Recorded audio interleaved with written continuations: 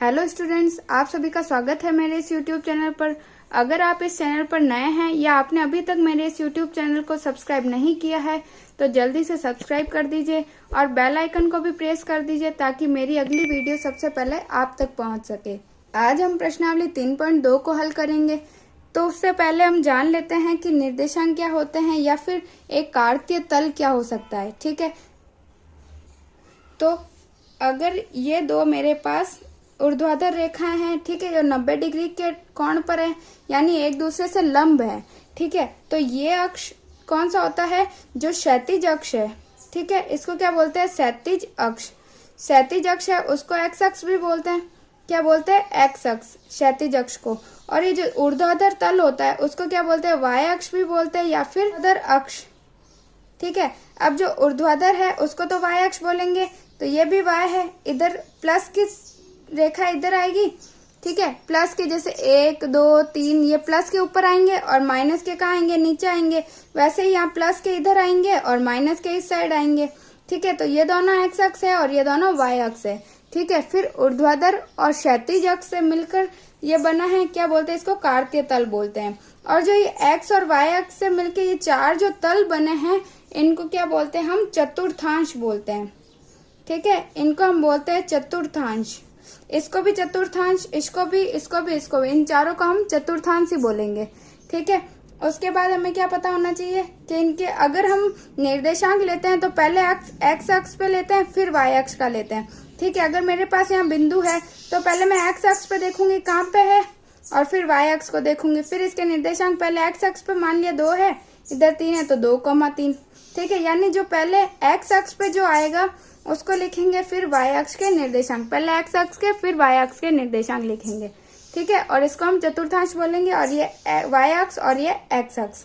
ठीक है, तो इसी से ही हमें इन सारे प्रश्नों के उत्तर देने हैं। और एक और ये है कि ये दोनों रेखाएं जहाँ पे काटती है, यानी दोनों अक्ष जहाँ पे काटते हैं उसको क्या बोलते हैं? मूल बिंदु बोलते हैं। ठीक है, उसको हम बोलते हैं मूल बिंदु।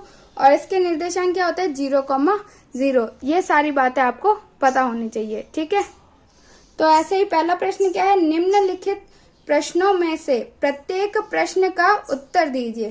पहला प्रश्न क्या है? कार्तीय तल में किसी बिंदु की स्थिति निर्धारित करने वाली क्षैतिज और ऊर्ध्वाधर रेखाओं के क्या नाम है? अभी मैंने बताया था जो एक्स अक्ष होता है वो क्षैतिज अक्ष या क्षैतिज रेखा और एक ऊर्ध्वाधर रेखा होती है, उनको क्या बोलते हैं? हम क्षैतिज रेखा को तो बोलते हैं एक्स अक्ष और ऊर्ध्वाधर रेखा को क्या बोलते हैं? वाय अक्ष।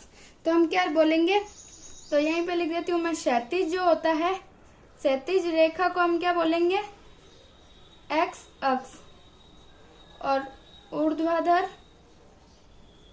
जो रेखा है उसको हम क्या बोलेंगे? वाय अक्ष। इन दो रेखाओं से बने तल के प्रत्येक भाग का नाम बताइए। यानी अभी मैंने बताया था जब इन दोनों रेखाओं से जो 4 तल बनते हैं उनको क्या बोलते हैं? चतुर्थांश। ठीक है, इसको बोलेंगे चतुर्थांश। फिर है उस बिंदु का नाम बताइए जहां ये 2 रेखाएं प्रतिच्छेद होती है।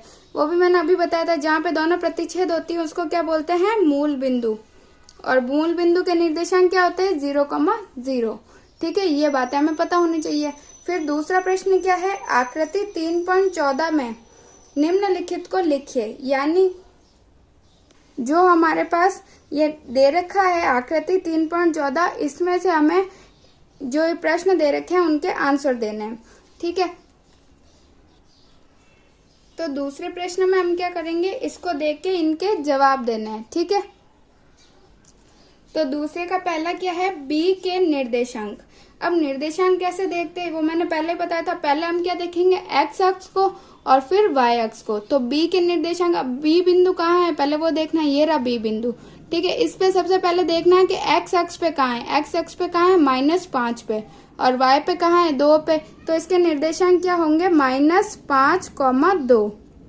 ठीक है, फिर सी के निर्देशांक। अब सी बिंदु कहाँ है? ये रहा। इस पे एक्स अक्ष पे कितना है? ये 5 और ये वाय अक्ष पे कितना है? -5। तो क्या आएगा? 5, -5 इसके निर्देशांक। ठीक है, फिर है निर्देशांक -3, -5 द्वारा पहचाना गया बिंदु कौन सा है? तो -3, -5। तो तो पहले एक्स अक्ष पे माइनस है तो इधर साइड आएगा, तो -3 ये रहा, तो -3 और ये रहा -5। एक्स अक्ष पे -3, वाई अक्ष पे -5, इन दोनों से मिलके कौन सा बिंदु है? ये कौन सा है? बिंदु ई। ये है बिंदु ई। फिर है निर्देशांक 2, -4 द्वारा पहचाना गया बिंदु। तो 2 है एक्स अक्ष पे 2 ये रहा, और वाई अक्ष पे -4 तो ये रहा। ये बिंदु कौन सा है? जी। तो हम क्या लिखेंगे? बिंदु जी होगा। ठीक है। पांचवा क्या है? डी का भुज। भुज किसको बोलते हैं? जो एक्स अक्ष के निर्देशांक होते हैं उसको बोलते हैं भुज, और वाई अक्ष के निर्देशांक होते हैं उसको बोलते हैं कोटि। ठीक है, ये भी याद रखना है। ठीक है, तो डी का भुज क्या है? यानी डी पे एक्स अक्ष के निर्देशांक क्या है? तो बिंदु डी ये रहा, इस पे वाई अक्ष के तो 2 है, एक्स अक्ष पे क्या निर्देशांक है? 6 है, तो डी का भुज क्या होगा? 6। ठीक है, यानी एक्स अक्ष के निर्देशांक। अब बोल रहा है बिंदु एच की कोटि, यानी बिंदु एच पर वाई अक्ष के निर्देशांक क्या है? तो बिंदु एच कहाँ है? ये रहा एच। एच पे एक्स अक्ष पे तो -5 है और वाई पे क्या है? -3। तो एच की कोटि है -3, अगर भुज बोलता है तो क्या होता है? -5 होता है। ठीक है। फिर है बिंदु एल के निर्देशांक। तो एल बिंदु कहाँ है? बिंदु एल ये रहा यहाँ पे। ठीक है, एल यहाँ पे है, यानी ये केवल वाई अक्ष पे है, तो इसका मतलब क्या हुआ? एक्स अक्ष के निर्देशांक क्या हो गए? 0 हो गए। तो एक्स के तो 0 और वाई के कहाँ है? 5 पे, तो यानी एक्स पे 0, 5, ये इसके निर्देशांक हो गए। सातवां है बिंदु एम के निर्देशांक। एम कहाँ है? ये एक्स अक्ष पे यानी माइनस पे, और वाई पे नहीं, केवल एक्स पे, यानी वाई 0 हो गया और एक्स कितना है? -3, तो इसके निर्देशांक होंगे -3, 0।